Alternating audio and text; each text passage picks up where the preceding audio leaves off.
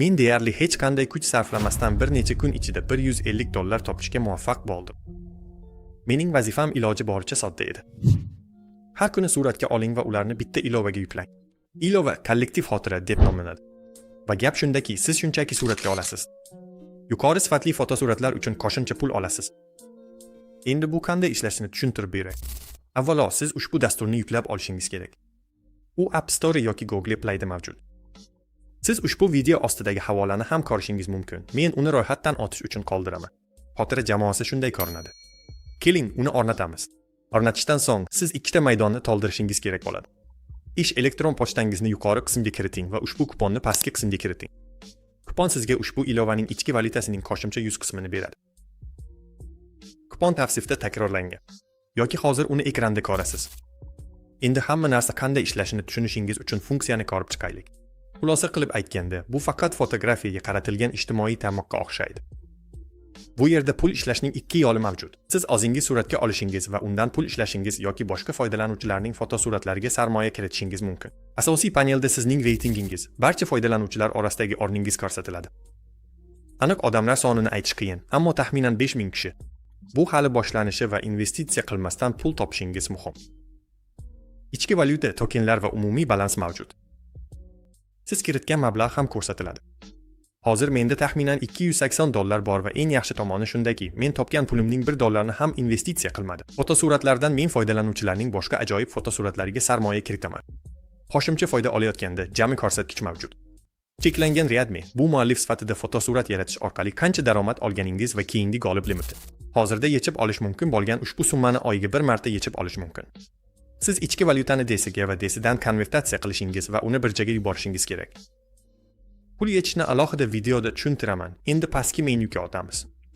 Kredit bo'limi bu barcha rasm va videolaringiz. Aytgancha, qisqa videolarni ham yuklasa bo'ladi. Steklar bo'limi esa sarmoyaviy rasmlaringizdir. Bu yerda 14, 13, 12% daromad ko'rsatilgan va foizlarni bir sutkadan keyin yechib olish mumkin. Lekin barcha tafsilotlar va mayda-chuydalarni boshqa videoda, butun interfeysni batafsil ko'rib chiqadigan videoda tushuntiraman. Transaksion bo'limi bu siz investitsiya qilgan joylar, qancha daromad olganingiz va qanday hamkorlik bonuslari kelganining tarixidir. Endi biz kontent yaratishga o'tamiz. Yuqori chap burchakdagi okni bosing, mening yorligini va keyin salatni tanlang. Yuqori qismida plus tugmasi mavjud. Uni bosing va rasmga oling yoki videoga oling. Keyin rasmdan foydalanishni tanlang, shunda u sizning media kutubxonangizga yuklanadi. Shunday qilib, men juda ko'p suratga oldim va birinchi $150 topdim. Agar biron bir faylni, masalan, videoni ochsam, u menga nima olib kelganini ko'ra olaman. $0.100. Alohida videoda video lavhalar tanlash, nima yuklash va ko'proq pul ishlash strategiyasini tushuntiraman. Hozir esa qanday boshlashni ko'rsataman. Shunchaki ko'chaga chiqib, istalgan narsani olasiz.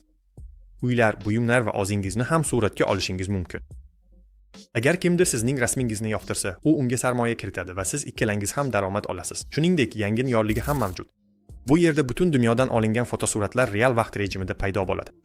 Siz istalgan biriga kirishingiz, slayderni siljitishingiz va investitsiya qilishingiz mumkin. Shuningdek, sheriklik dasturi ham mavjud. Pul affiliati bo'limida siz yollanma havolasini olasiz. Agar siz kimnidir taklif qilsangiz va u, masalan, fotosuratdan $10 ishlab topsa, siz undan 30% olasiz. Bu miqdor $3 ga teng. Sizning kodingiz ham u yerda ko'rsatiladi. Bonuslarni olish uchun uni ro'yxatdan o'tish paytida kiritish kerak. Mening hisob-kitoblarimga ko'ra, eng ko'p 3 foydalanuvchi oyiga taxminan $5000 ishlab topadi. Va bu hech qanday investitsiyasiz bepul ilovada. Hozircha shu. Men yangi boshlanuvchilar uchun alohida to'liq ko'rsatma beraman. Keling, qanday qilib to'g'ri suratga olishni, eng yaxshi kadrlarni qanday tanlashni va oqilona investitsiya qilishni ko'rib chiqaylik. Qo'shimcha ma'lumotlarga ega Telegram kanali ham bo'ladi. Ushbu video ostida havolalarni qoldiraman.